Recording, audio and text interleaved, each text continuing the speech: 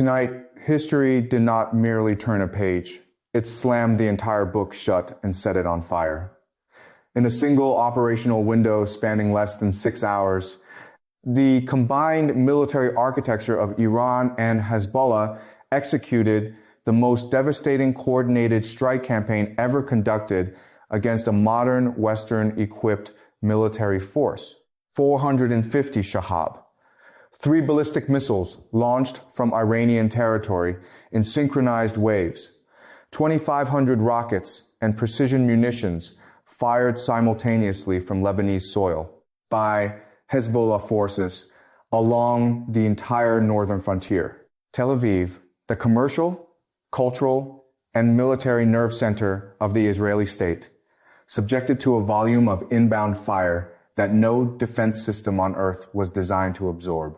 And at the end of it, for the first time in the 75-year history of the Israel Defense Forces, the unthinkable happened.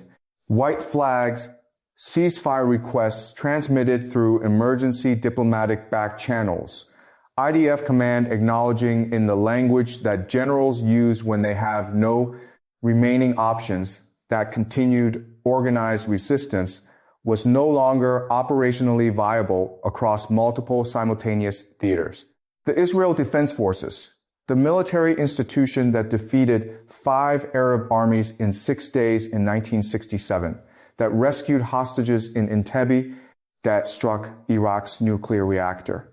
Before it could produce a single gram of weapons-grade material that the entire Western world had elevated to the status of an invincible regional guardian, had reached the limit of what any force can absorb when simultaneously struck from 2 directions by an adversary, area that has spent 40 years preparing for exactly this contingency.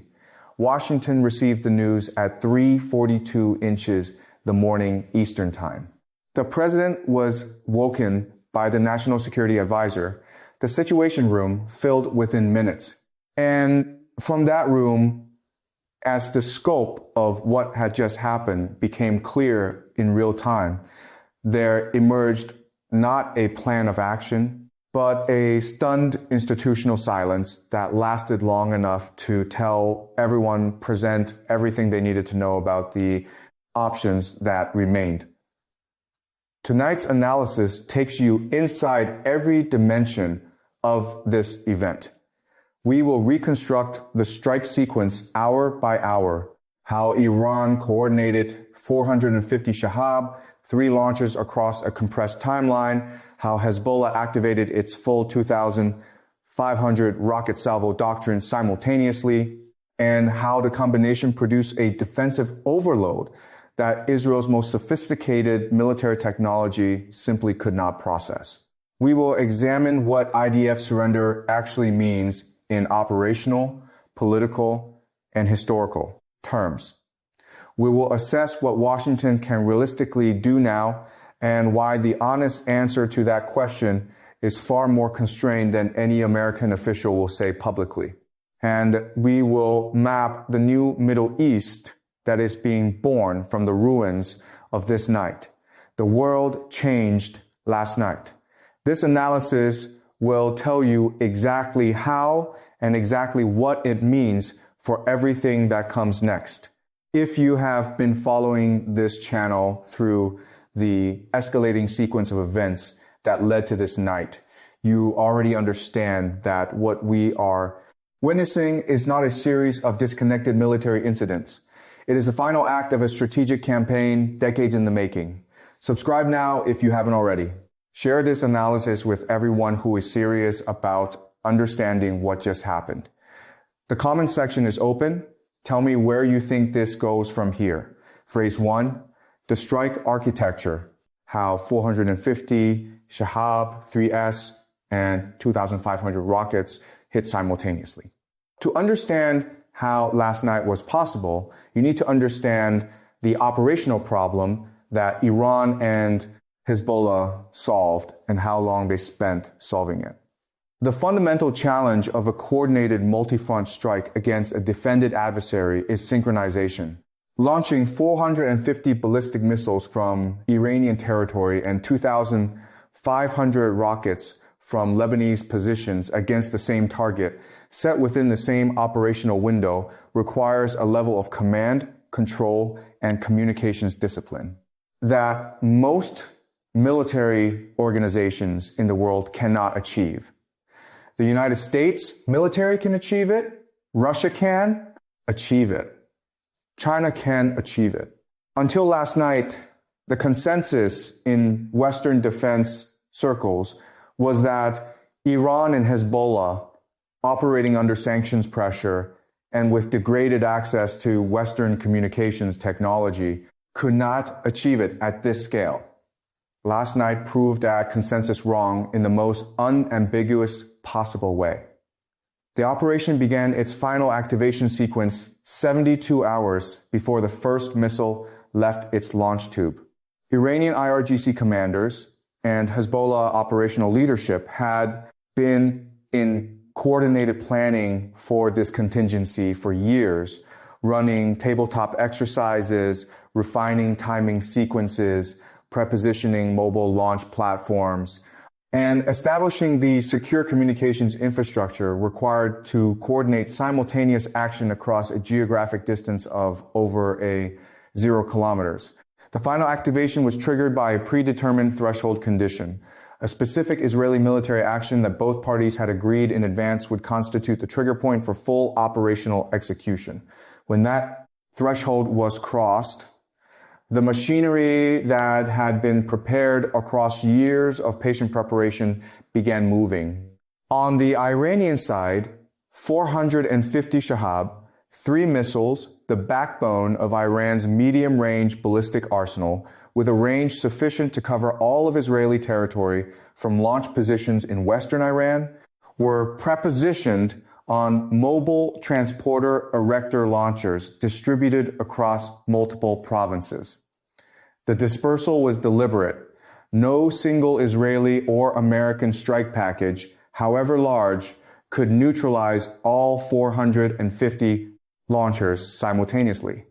The geographic distribution of the launch platforms meant that preemptive destruction of the arsenal before launch was operationally impossible. The Shahab-3 itself deserves careful examination because the Western tendency to dismiss it as an aging system fundamentally misunderstands what Iran has done with the platform across the past decade. The baseline Shahab-3, a liquid fuel ballistic missile derived from the North Korean No-Dong design, was indeed a relatively crude instrument when first deployed in the early 2000s. But the system that Iran fields today under the Shahab-3 designation has been subjected to continuous modification and refinement that has transformed it into something substantially more capable than its origins suggest.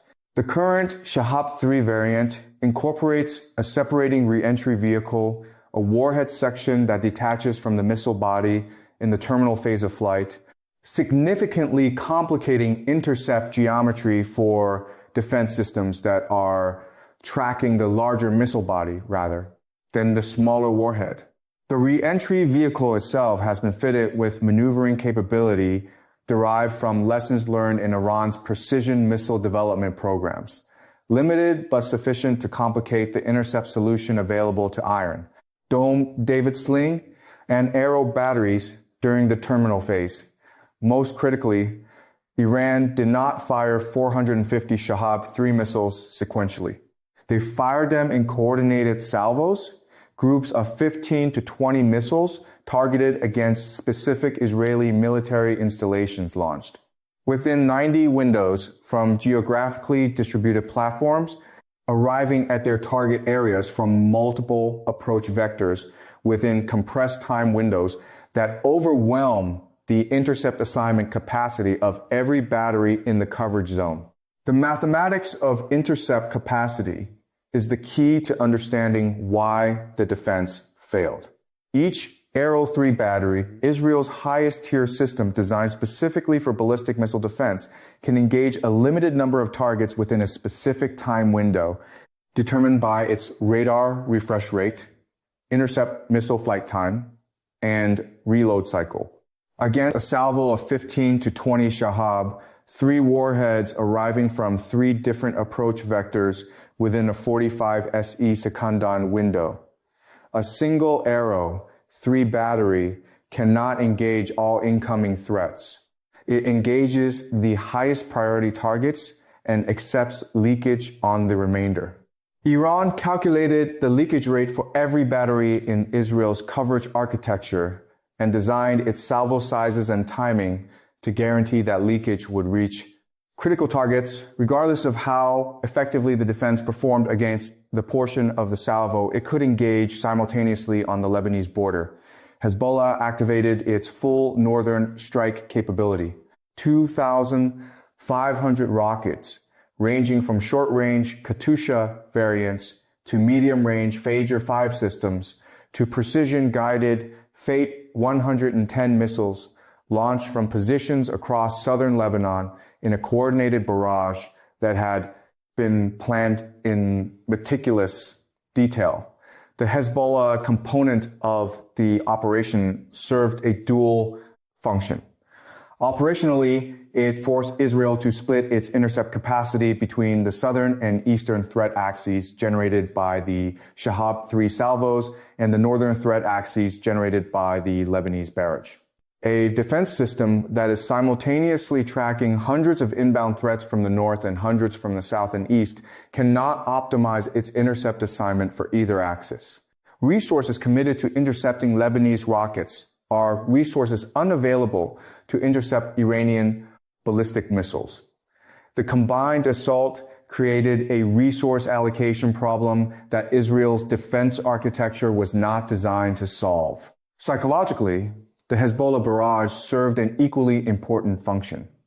It activated Israel's entire northern population into emergency shelter protocols, saturated emergency services, disrupted communications infrastructure, and generated a level of societal pressure that compounded the military pressure simultaneously. A government attempting to manage a military crisis while its population is simultaneously experiencing the largest rocket attack in Israeli history, faces decision-making constraints that a government facing a single access threat does not. The coordination between the Iranian launch sequence and the Hezbollah activation was achieved through a secure communications architecture that Israeli and American intelligence had been attempting to map and disrupt for years without fully succeeding. The system used a combination of encrypted satellite communications, pre-positioned relay networks, and predetermined timing sequences that allow coordination to continue even when portions of the communications network were disrupted by Israeli electronic warfare operations. When the first Shahab-3 re-entry vehicles began appearing on Israeli radar screens at 1123 in the evening, the initial count suggested a salvo of manageable size. Battery commanders began assigning intercept solutions. Arrow 3 launchers elevated and fired. The first wave of intercepts was largely successful. Then the second salvo arrived, and the third, and simultaneously the Hezbollah barrage activated along the entire northern frontier. Within 8 minutes of the first radar detection, every air defense battery in Israel's coverage zone was operating at maximum capacity, cycling through intercept sequences as fast as reload times permitted, with radar systems processing more simultaneous tracks than their design specifications had anticipated.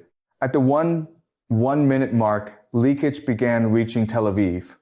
Phrase 2, the weapons that broke the shield, Shahab-3, and the doctrine of overwhelming volume. The Shahab-3 is not the most sophisticated ballistic missile in Iran's inventory. That distinction belongs to the Fata 2 hypersonic glide vehicle, or the K-Baron with its advanced maneuvering re-entry vehicle. But sophistication was not the operational requirement last night. Volume was.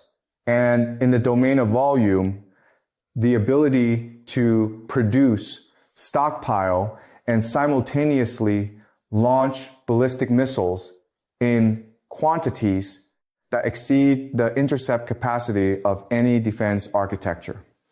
The Shahab-3 program represents one of the most consequential military investments any nation has made in the past 30 years. Iran currently maintains a Shahab-3 stockpile that Western intelligence estimates place in the range of several hundred to over 1,000 operational missiles. The production infrastructure that supports this stockpile, dispersed across multiple hardened underground manufacturing facilities that sanctions and covert operations have failed to destroy, continues producing new missiles at a rate that replenishes expenditure.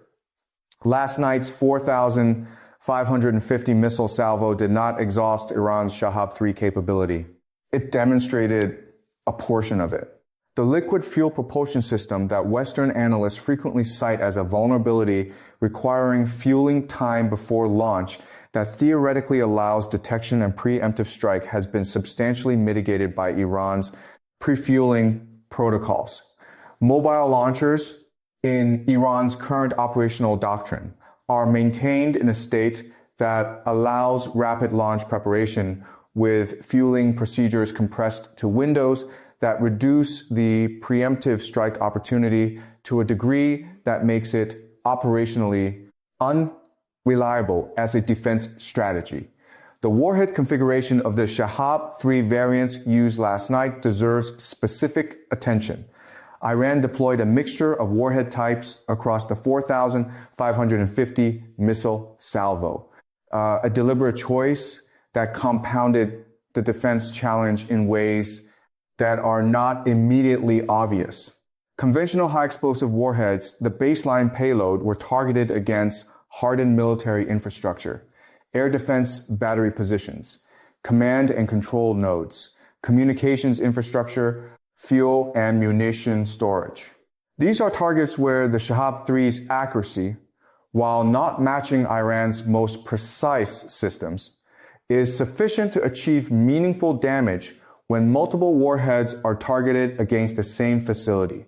Cluster munition warheads designed to disperse sub-munitions across a wide area rather than concentrating explosive energy at a single point were targeted against airfield surfaces, vehicle parks, and open storage areas. A cluster warhead detonating over an airfield does not destroy the runway in a single impact, but renders the entire surface area potentially hazardous, disrupting flight operations without requiring pinpoint accuracy.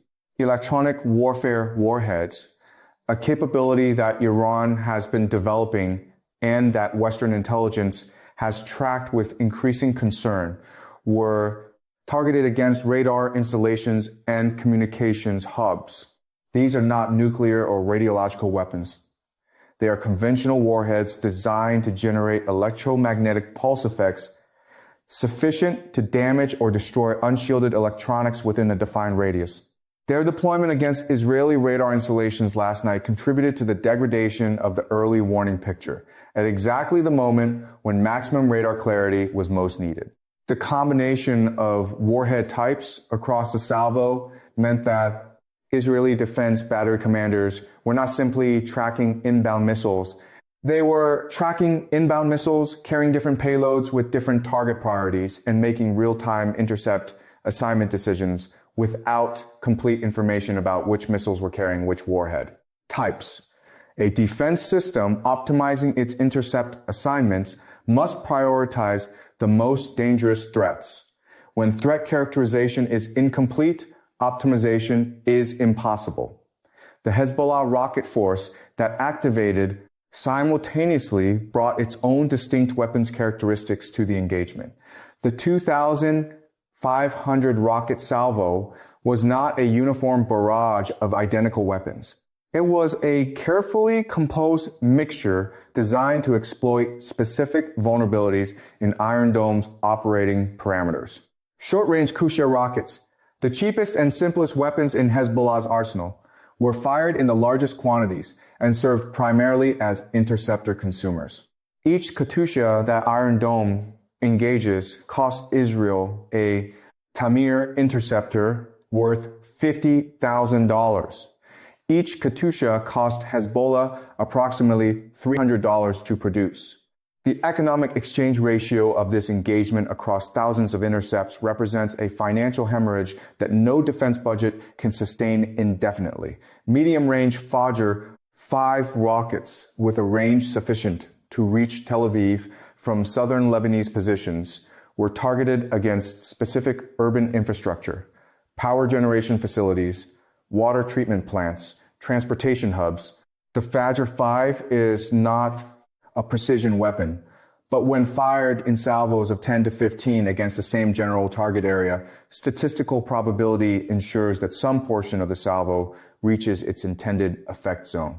Precision-guided Fate 110 missiles, Hezbollah's most capable surface-to-surface weapons with accuracy sufficient to achieve direct hits against specific buildings, were reserved for the highest value targets: Israeli military headquarters, intelligence facilities, communications nodes, and the Iron Dome battery positions themselves. Targeting active defense batteries with precision missiles that the batteries cannot intercept because they are already fully committed to processing. The broader barrage is a tactical concept of extraordinary elegance.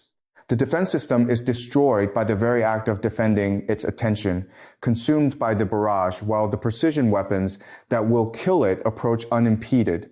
By the time the combined salvo had fully developed Iranian Shahab-3 warheads arriving from the east and south, Hezbollah rockets and missiles arriving from the north across a threat environment spanning 360 degrees of approach.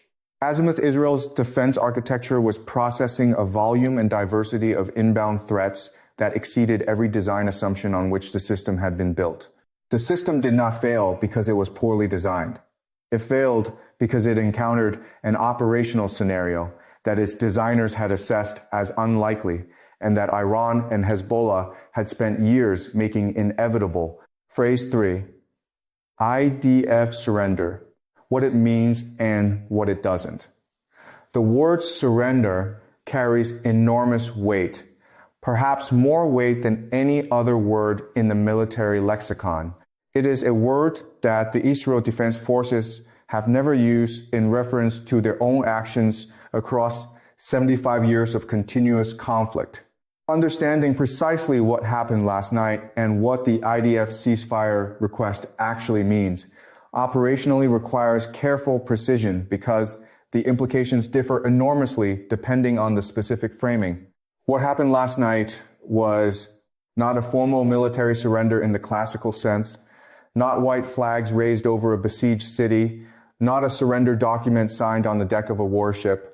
What happened was the transmission through emergency diplomatic channels connecting Israeli leadership to intermediaries with access to Iranian and Hezbollah decision makers of a request for an immediate cessation of hostilities on terms that acknowledge Israel's inability to continue absorbing the current level of combined assault without catastrophic additional losses. In operational military language, what occurred is described as a request for cessation of hostilities under duress. In more accessible terms, it indicates that Israeli military leadership evaluated the battlefield conditions in real time, its air defense readiness, the status of airfields, command and control integrity, interceptor inventory levels, and overall force sustainability, and concluded that continuing organized resistance under the current threat environment was no longer viable. This conclusion was not driven by emotion or hesitation, but by calculation. By the time the ceasefire request was transmitted, Israel's Arrow 3 systems had reportedly expended a significant portion of their interceptor inventory. David's Sling batteries were similarly strained, while Iron Dome units protecting the Tel Aviv metropolitan area had exhausted ready stocks and entered reload cycles that created temporary coverage gaps lasting several minutes. In a sustained saturation scenario, Even brief gaps in defensive coverage can allow incoming salvos to penetrate unopposed. At the same time, Israel's Air Force, already degraded by prior strikes on key air bases, faced limitations in sortie generation. Aircraft availability, maintenance cycles, and operational tempo constraints reduced its ability to simultaneously conduct counter-battery operations, support ground forces, and maintain strategic strike capability. On the northern front, ground forces were engaged in direct combat with Hezbollah's Radwan units, elite forces that had maneuvered under the cover of rocket barrages. The intensity of these engagements, combined with mounting casualties, placed additional strain on command decisions.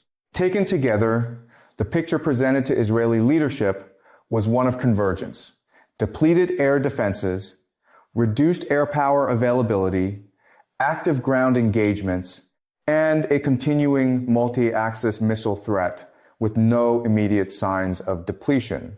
Under these conditions, commanders faced a binary strategic choice: continue fighting and risk rapid erosion of remaining defensive capacity, or request a cessation of hostilities to preserve what remained of operational capability. The latter option was chosen. From a purely military standpoint, such a decision reflects rational prioritization under constraint. However, historically and psychologically, it represents a significant rupture. It marks a moment in which Israeli leadership acknowledged that under specific conditions, combined adversary capabilities could exceed its ability to sustain coordinated defense. The political ramifications within Israel were immediate. Government instability followed rapidly, with emergency political sessions convened under heightened security conditions. Domestically, such outcome would likely trigger prolonged political reassessment, reshaping leadership dynamics, defense doctrine, and public expectations regarding national security. Strategically, the implications extend far beyond Israel's borders. Deterrence, long a cornerstone of Israel's regional security posture, is fundamentally built on perception. For decades, adversaries have been dissuaded from full-scale confrontation by the belief that the costs would be prohibitive.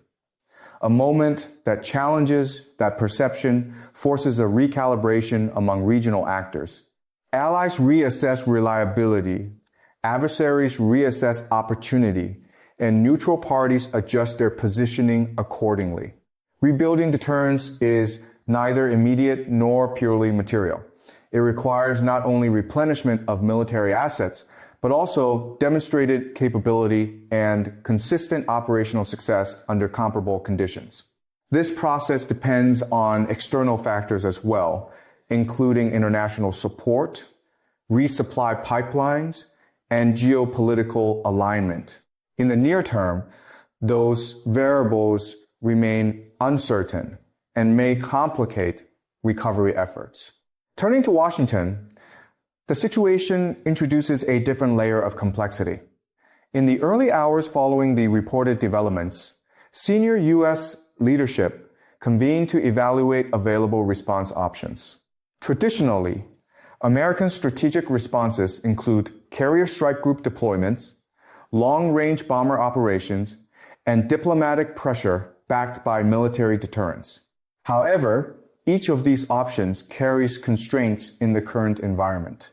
Carrier strike groups, while powerful, operate within ranges that must account for the threat posed by anti-ship missile systems. Operating closer to contested zones increases risk exposure, and current assessments weigh that risk carefully against operational necessity. Strategic bombers offer long-range strike capability, but their deployment would likely represent not a contained action, but the opening phase of a broader regional escalation. Such escalation would likely activate multiple interconnected response mechanisms across the region. These could include proxy mobilization, maritime disruption in key shipping lanes, pressure on energy infrastructure, and indirect economic effects through global oil markets. The Strait of Hormuz, in particular, remains a critical choke point whose disruption would have immediate and far-reaching consequences for global energy supply and pricing.